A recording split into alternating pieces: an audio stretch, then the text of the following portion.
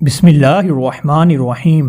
السلام علیکم ورحمۃ اللہ وبرکاتہ۔ غزوہ خیبر کے موقع پر ایک چرواہا حضور اکرم صلی اللہ علیہ وآلہ وسلم کی خدمت اقدس میں آیا اور وہ یہودیوں کی بکریاں چراتا تھا۔ اس چرواہے نے جب دیکھا کہ خیبر کے باہر مسلمانوں کا لشکر پڑاؤ ڈالے ہوئے ہیں تو اس کے دل میں خیال آیا کہ میں جا کے ان سے ملاقات کروں اور دیکھوں مسلمان کیا کہتے ہیں اور کیا کرتے ہیں۔ چنانچہ بکریاں چراتا ہوا وہ مسلمانوں کے لشکر میں جا پہنچا اور پوچھا کہ تمہارے سردار کہاں ہیں؟ صحابہ کرام رضوان اللہ اجمعین نے بتایا کہ ہمارے سردار حضور اکرم صلی اللہ علیہ وآلہ وسلم اس خیمے کے اندر ہیں۔ پہلے تو چرواہے کو ان کی باتوں پر یقین ہی نہیں آیا۔ اس نے سوچا کہ اتنے بڑے سردار ایک معمولی سے خیمے کے اندر کیسے بیٹھ سکتے ہیں۔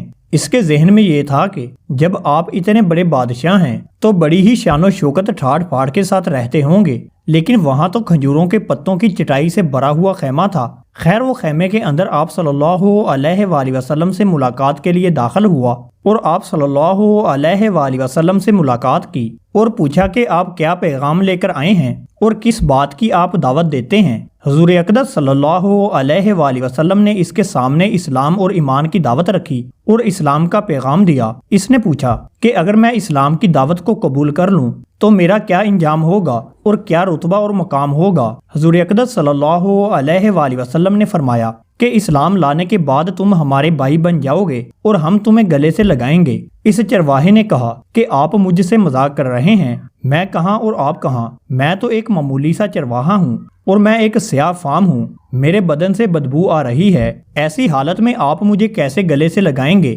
حضور اکرم صلی اللہ علیہ وآلہ وسلم نے فرمایا کہ ہم تمہیں ضرور گلے لگائیں گے اور تمہارے جسم کی سیاہی کو خدا تعالیٰ تابانی سے بدل دیں گے اور حق تعالیٰ شانہ تمہارے جسم سے اٹھنے والی بدبو کو خوشبو سے تبدیل کر دیں گے۔ یہ باتیں سن کر وہ فوراً مسلمان ہو گیا اور کلمہ شہادت پڑھ لیا۔ پھر حضور پاک صلی اللہ علیہ وآلہ وسلم سے پوچھا کہ حضور اب میں کیا کروں؟ آپ صلی اللہ علیہ وآلہ وسلم نے فرمایا کہ تم ایسے وقت پر ایمان لائے ہو کہ نہ تو اس وقت کسی نماز کا وقت ہے کہ تم سے نماز پڑھاؤں اور نہ ہی روزے کا زمانہ ہے کہ تم سے روزے رکھواؤں، زکوٰۃ تم پر فرض نہیں ہے، اس وقت تو صرف ایک ہی عبادت ہو رہی ہے جو تلوار کی چھاؤں میں انجام دی جا رہی ہے، وہ ہے راہ خدا میں جہاد۔ اس چرواہے نے کہا حضور میں اس جہاد میں شامل ہو جاتا ہوں، لیکن جو شخص جہاد میں شامل ہوتا ہے اس کے لیے دو میں سے ایک صورت ہوتی ہے، یا غازی یا شہید، تو اگر میں اس جہاد میں شہید ہو جاؤں تو آپ صلی اللہ علیہ وآلہ وسلم میری کوئی ضمانت لیجئے۔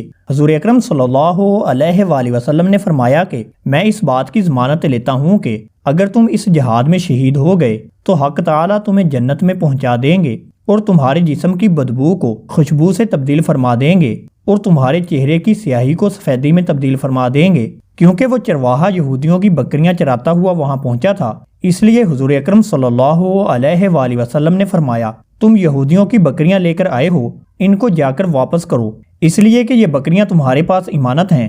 اس سے اندازہ لگائیں کہ جس کے ساتھ جنگ ہو رہی ہے، جن کا محاصرہ کیا ہوا ہے، ان کا مال غنیمت ہے۔ چونکہ وہ چرواہا بکریاں معاہدے پر لے کر آیا تھا، اس لیے حضور اکرم صلی اللہ علیہ وآلہ وسلم نے فرمایا تم یہودیوں کی بکریاں لے کر آئے ہو، ان کو جا کر واپس کرو، اس لیے کہ یہ بکریاں تمہارے پاس امانت ہیں۔ چنانچہ اس چرواہے نے جا کر بکریاں واپس کیں اور واپس آ کر جہاد میں شامل ہوا اور شہید ہو گیا۔ جب جنگ ختم ہوئی تو حضور اکرم صلی اللہ علیہ وآلہ وسلم لشکر کا جائزہ لینے لگے۔ ایک جگہ آپ صلی اللہ علیہ وآلہ وسلم نے دیکھا کہ صحابہ کرام رضوان اللہ تعالی علیہ اجمعین کا مجمع ایک کٹ ہے۔ آپ صلی اللہ علیہ وآلہ وسلم قریب پہنچے تو ان سے پوچھا کہ کیا بات ہے؟ صحابہ اکرام نے فرمایا کہ جو لوگ جنگ میں شہید ہو گئے ہیں ان میں سے ایک آدمی ایسا بھی ہے جن کو ہم میں سے کوئی نہیں پہچانتا۔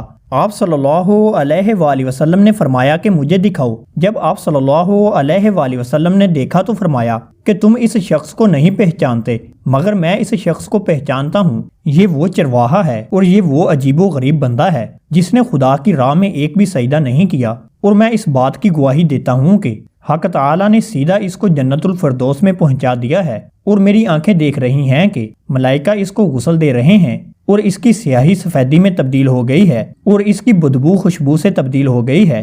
معزز خواتین و حضرات، اندازہ کیجئے، دیکھیے، اگر کچھ عرصہ پہلے اس چرواہے کی موت آ جاتی تو سیدھا جہنم میں چلا جاتا۔ اب اس حالت میں موت آئی کہ ایمان لا چکا ہے، سرکار دو عالم صلی اللہ علیہ وآلہ وسلم کا غلام بن چکا ہے، تو اب حق تعالیٰ نے اتنا بڑا انقلاب پیدا فرما دیا۔ اس لیے فرمایا اعتبار خاتمے کا ہے۔ اس لیے بڑے بڑے لوگ لرزتے رہے اور یہ دعا کرتے رہے کہ خدایا ایمان پر خاتمہ عطا فرما، اس پر انسان ناز کرے، فخر کرے اور اترائے، اس لیے کہ معلوم نہیں کل کیا ہونے والا ہے۔ اس لیے فرمایا کہ کسی کو بھی حقیر مت سمجھو، جو شخص ہمیشہ موت کو یاد رکھے تو اس کا دل نرم رہتا ہے، اس کے اعمال اور احوال اچھے ہوتے ہیں، وہ گناہ کرنے کی جرت نہیں کرتا، فرائض کی ادائیگی میں کوتاہی نہیں کرتا، اور نہ ہی دنیا کی رنگینیاں اس کو دھوکے میں ڈالتی ہیں۔ وہ ہمیشہ اپنے پروردگار سے ملنے کا شوق رکھتا ہے اور جنت میں جانے کا سوچتا رہتا ہے۔ لیکن جو شخص موت کو بھول جائے، دنیا میں مگن ہو، بد عملی میں مبتلا ہو،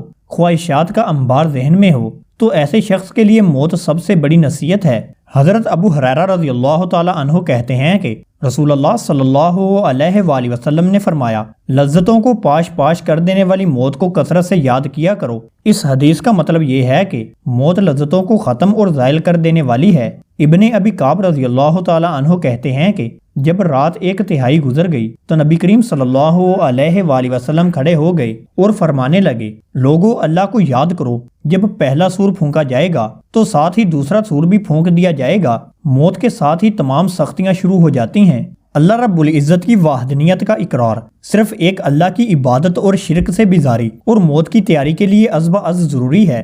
حضرت انس رضی اللہ تعالی عنہ کہتے ہیں کہ میں نے رسول اللہ صلی اللہ علیہ وآلہ وسلم کو فرماتے ہوئے سنا کہ اللہ تعالیٰ فرماتا ہے کہ اے ابن آدم، اگر تم زمین پر گناہوں کے ساتھ ملے لیکن تم نے میرے ساتھ کسی کو شریک نہ کیا ہو تو میں تمہیں اتنی ہی مقدار میں مغفرت دے دوں گا۔ موت کی تیاریوں میں مخلوق کے حقوق ادا کریں، انہیں پامال مت کریں یا ان کی ادائیگیوں سے ٹال مٹول سے کام مت لیں، کیونکہ شرک کے علاوہ کوئی بھی حقوق اللہ سے متعلق گناہ ہو تو اسے اللہ تعالیٰ معاف فرما دے گا، لیکن مخلوق کے حقوق اللہ تعالیٰ معاف نہیں فرمائے گا بلکہ ظالم سے مظلوم کا حق لے کر دے گا۔ موت کی تیاری کے لیے وصیت لکھ کر رکھیں اور اس میں کسی قسم کی غلطی مت کریں۔ موت کی تیاری کچھ اس انداز سے ہو کہ کسی بھی وقت انسان موت کے لیے تیار رہے۔ حقیقی سعادت مندی سے بڑی کامیابی یہ ہے کہ انسان کا خاتمہ بالخیر ہو۔ حدیث میں ہے کہ اعمال کا دار و مدار ان کے خاتمے پر ہوتا ہے۔ معاذ رضی اللہ تعالی عنہ کہتے ہیں کہ رسول اللہ صلی اللہ علیہ وآلہ وسلم نے فرمایا، جس شخص کی آخری بات لا الہ الا اللہ ہوئی تو وہ جنت میں داخل ہوگا۔ دعا ہے کہ ہمیں اللہ تعالیٰ موت کی تیاری کرنے اور ہر وقت خاتمہ فکر کرنے کی توفیق عطا فرمائے، آمین یا رب العالمین۔